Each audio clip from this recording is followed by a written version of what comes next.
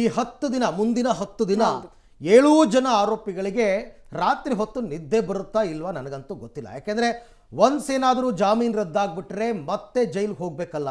ಏನೋ ಹೊರಗೆ ಬಂದ್ವಿ, ಕಷ್ಟಪಟ್ಟು ಹೊರಗೆ ಬಂದ್ವಿ, ಆರಾಮಾಗಿದ್ದೀವಿ ಅಂತ ಅಂದ್ಕೊಂಡ್ರೆ ಎಲ್ಲ ಹೆಚ್ಚು ಕಡಿಮೆ ಆಗ್ತಾ ಇದೆ. ಈಗ ಡಿ ಗ್ಯಾಂಗ್ನಿಂದ ರೇಣುಕಾಸ್ವಾಮಿ ಕೊಲೆ ಪ್ರಕರಣದಲ್ಲಿ ನಟ ದರ್ಶನ್ಗೆ 10 ದಿನ ಸುಪ್ರೀಂ ಕೋರ್ಟ್ನದ್ದೇ ಚಿಂತೆ. 7 ಆರೋಪಿಗಳ ಪರ ಲಿಖಿತ ವಾದ ಸಲ್ಲಿಸುವಂತೆ ಕೋರ್ಟ್ ಸೂಚನೆ ಕೊಟ್ಟಿದೆ. ಅಂದರೆ 7 ದಿನಗಳ ಬಳಿಕ ಆರೋಪಿಗಳ ಲಿಖಿತ ವಾದವನ್ನು ಅವರು ಪರಿಶೀಲನೆ ಮಾಡ್ತಾರೆ, ಆಮೇಲೆ ತೀರ್ಪು ಕೊಡ್ತಾರೆ. ಅದೆಲ್ಲ ಆಗೋದಕ್ಕೊಂದು 10 ದಿನ ಆಗಬೇಕು. 10 ದಿನ ಆರಾಮಾಗಿರಬಹುದಪ್ಪ ಅಂತ ಅಂದ್ಕೊಳಕ್ಕೆ ಆಗೋದೇ ಇಲ್ಲ ಅವರಿಗೆ. ಚಡಪಡಿಕೆ ಇದ್ದೇ ಇರುತ್ತೆ. ಅವ್ರೇನು ನೆಮ್ಮದಿಯಾಗಿ 10 ದಿನ ಏನು ಕಳೆಯಲ್ಲ ಅವರು. ಯಾವಾಗ ಜಡ್ಜ್ಮೆಂಟ್ ಬರುತ್ತೋ ಏನು ಕತೆನೋ, ಆಮೇಲೆ ಸುಪ್ರೀಂ ಕೋರ್ಟ್ನ ಕೆಲವು ಮಾತುಗಳನ್ನ ಕೇಳಿದ್ರೆ, ಅವರ ಅಬ್ಸರ್ವೇಷನ್ಸನ್ನು ಕೇಳಿದ್ರೆ ಇವ್ರಿಗೆ ಜಾಮೀನು ರದ್ದಾಗೋ ಸಾಧ್ಯತೆಗಳೇ ಜಾಸ್ತಿ ಅಂತ ಅವ್ರಿಗೆ ಅನಿಸಿರುತ್ತೆ. ಹಾಗಾಗಿ ಈ ವಿಚಾರದಲ್ಲಿ ಮುಂದೇನು ಅಂತಕ್ಕಂಥದ್ದು ನೋಡಬೇಕಾಗತ್ತೆ. ಸದ್ಯಕ್ಕಂತೂ ಡೆವಿಲ್ ಸಿನಿಮಾದ ಚಿತ್ರೀಕರಣಕ್ಕೆ ಅಂತಂದ್ಬಿಟ್ಟು ಥೈಲ್ಯಾಂಡ್ಗೆ ಹೋಗಿದ್ದರು ದರ್ಶನ್ನು.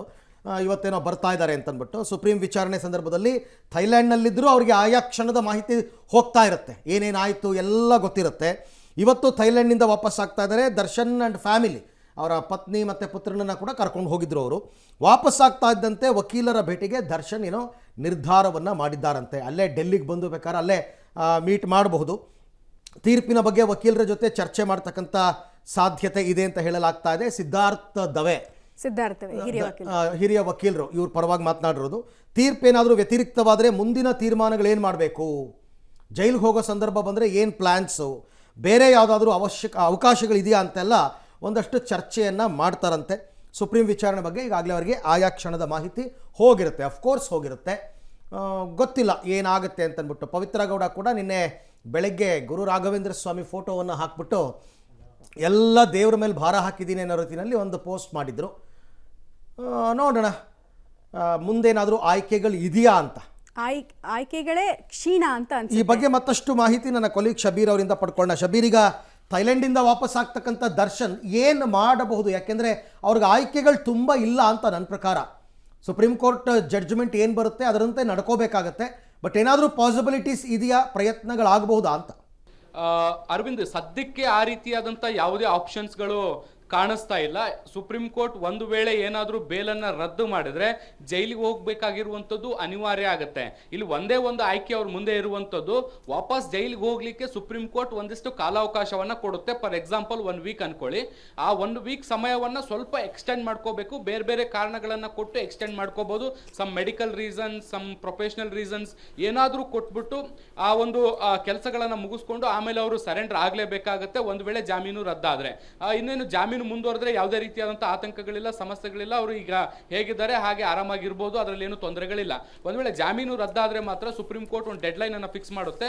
ಆ ಡೆಡ್ಲೈನ್ ಒಳಗಡೆ ಸರೆಂಡರ್ ಆಗಬೇಕಾಗುತ್ತೆ. ಒಂದು ವೇಳೆ ಅದನ್ನು ಸರೆಂಡರ್ ಆಗ್ಲಿಕ್ಕೆ ಸಾಧ್ಯ ಆಗಲ್ಲ ಅನ್ನುವಂಥದ್ದಾದ್ರೆ ಮತ್ತೆ ವಕೀಲರ ಮೂಲಕ ಮನವಿಯನ್ನ ಮಾಡ್ಕೊಳ್ಬೇಕು. ಮತ್ತೆ ಯಾಕೆ ಹೆಚ್ಚುವರಿ ಸಮಯ ಬೇಕು ಅನ್ನುವಂಥದ್ದನ್ನು ಕೋರ್ಟ್ಗೆ ಕನ್ವಿನ್ಸ್ ಮಾಡಬೇಕಾಗುತ್ತೆ. ಕೋರ್ಟ್ ಕನ್ವಿನ್ಸ್ ಆದರೆ ಹೆಚ್ಚುವರಿ ಕಾಲಾವಕಾಶವನ್ನು ಕೊಡುವಂಥ ಸಾಧ್ಯತೆಗಳಿರುತ್ತೆ. ಅದಾದ ಬಳಿಕ ಹೆಚ್ಚುವರಿ ಟೈಮ್ ಏನು ತಗೊಂಡಿರ್ತಾರೆ ಅದಾದ ಬಳಿಕ 1 ದಿನ ಸರೆಂಡರ್ ಆಗಲೇಬೇಕಾಗುತ್ತೆ. ಇದನ್ನು ಹೊರತುಪಡಿಸಿದ್ರೆ ಯಾವುದೇ ರೀತಿಯಾದಂಥ ಆಪ್ಷನ್ಗಳಿಲ್ಲ.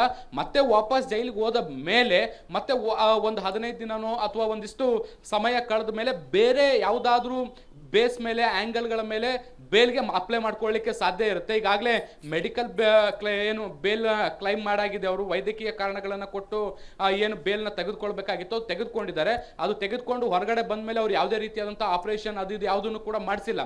ಸೊ ಹೀಗಾಗಿ ಮತ್ತೊಮ್ಮೆ ನೀವು ವೈದ್ಯಕೀಯ ಕಾರಣಗಳನ್ನು ಕೊಟ್ಟರೆ ಅದು ಅಕ್ಸೆಪ್ಟ್ ಆಗುವಂಥದ್ದು ಬಹುತೇಕ ಡೌಟ್. ಯಾಕೆಂದರೆ ಪೊಲೀಸರ ಪರ ವಕೀಲರು ಅದನ್ನು ವಿರೋಧ ಮಾಡ್ತಾರೆ. ಯಾಕೆಂದರೆ ಈವರೆಗೂ ಕೂಡ ಅವರು ಆಪರೇಷನ್ ಆಗಲಿ ಅಥವಾ ಯಾವುದೇ ಅದಕ್ಕೆ ಪೂರಕವಾದಂಥ ದೊಡ್ಡ ಪ್ರಮಾಣದ ಟ್ರೀಟ್ಮೆಂಟ್ಗಳನ್ನು ತೆಗೆದುಕೊಂಡಿಲ್ಲ. ಸೊ ಇದನ್ನು ಹೊರತುಪಡಿಸಿ ಇನ್ಯಾವುದಾದ್ರೂ ಬೇಸ್ ಮೇಲೆ ಏನಾದರೂ ಬೇಲ್ ಕೇಳಲಿಕ್ಕೆ ಸಾಧ್ಯ ಇದೆಯಾ ಅನ್ನುವಂಥ ಹುಡುಕಾಟವನ್ನು ಮಾಡಬೇಕು. ಅದರ ಆಧಾರದ ಮೇಲೆ ಜಾಮೀನನ್ನು ಪಡೀಲಿಕ್ಕೆ ಪ್ರಯತ್ನಗಳನ್ನ ಮಾಡಬೇಕು ವಿನಃ ಇನ್ನು ಯಾವುದೇ ಆಪ್ಷನ್ಗಳು ಸದ್ಯಕ್ಕೆ ದರ್ಶನ್ ಮುಂದೆ ಓಪನ್ ಆಗಲ್ಲ.